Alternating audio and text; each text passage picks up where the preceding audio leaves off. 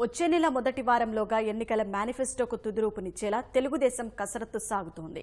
వీలైనంత త్వరగా మేనిఫెస్టో రూపొందించాలన్న అధినేత ఆదేశాల మేరకు యనమల రామకృష్ణుడు కమిటీ సభ్యులకు పని విభజన చేశారు. మధ్యతరగతి ప్రజల సంక్షేమానికే పెద్దపీట వేయనున్నట్లు తెలుస్తోంది.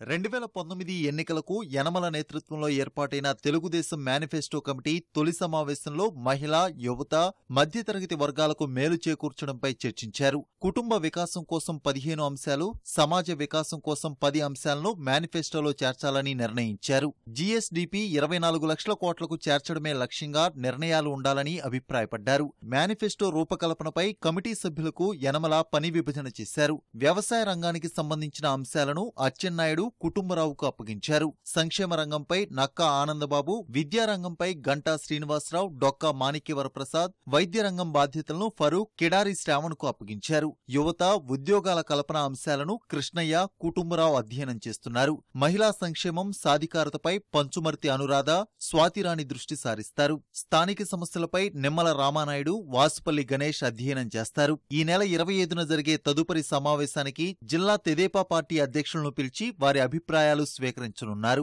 సమాజ వికాసంలోని 10 అంశాలు కూడా పకడ్బందీగా అమలు చేసే విధంగా మేనిఫెస్టోలో పెట్టాలని చెప్పి నిర్ణయం చేశాం.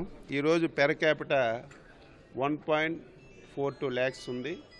ఈ 5 సంవత్సరాల్లో 3.78 lakhsకి తీసుకెళ్లాలని చెప్పి మేనిఫెస్టోలో రూపొందిస్తున్నాం. మా సమావేశంలో వచ్చినటువంటి అభిప్రాయాలు, ఈరోజు వెబ్సైట్లో వచ్చినటువంటి అభిప్రాయాలు, ఇంకా కొన్ని సెక్షన్స్ నుంచి మేము గ్రౌండ్ లెవెల్లో తెలుసుకున్నటువంటి అభిప్రాయాలన్నీ కలిసి 5 కోట్ల మంది హృదయాలకు తాకే విధంగా ఈరోజు మేనిఫెస్టో తయారు చేయడానికి నిర్ణయించాం.